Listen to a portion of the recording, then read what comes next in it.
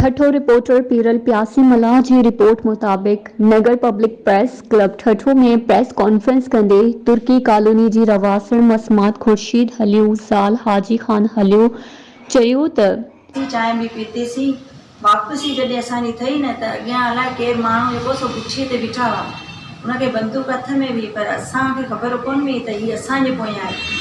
हुन जेको फायरिंग कई ऐं उहो जेको छोकिरो जंहिंसां गॾिजी वियुसि हुनजे मथां किरी पियो। पोइ हिन छोकिरी फुरण जी कोशिशि कई, मूं रड़ियूं कयूं पर उते केरु ई कोन हो। पोइ हिन मूंसां इलाही बदतमीज़ी कई। जेके जिन नाला तव्हां खणो पिया इन जे ख़िलाफ़ तव्हां केस दाख़िल कयो आहे? हा, असां केस दाख़िल कयोसीं, मकली थाणे ते आयासीं, हिननि असांखां केस कोन वरितो।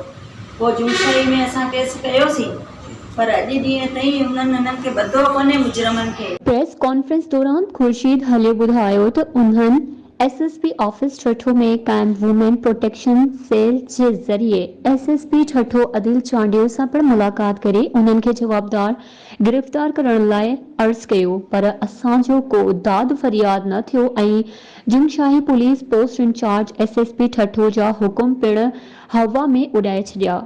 प्रेस कॉन्फ्रेंस कंदे खुर्शीद हलियो चयो त खेस ऐं संदसि 7 सालनि जी न्याणी किरण खे अगवा करण जी कोशिश कई। मसमात खुर्शीद हलियो सिंध जे वॾे वज़ीर आईजी सिंध डीआईजी हैदराबाद खां मुतालबो कयो आहे त संदन ज़िंदगी बचाए खेनि तहफ़ुज़ फराहम कयो वञे। होॾां हुन इहो पिण चयो आहे त जेकॾहिं पुलिस जवाबदारनि खे गिरफ़्तार नथी करे त मजबूर थी अदालत जो दर खड़कायो वेंदो।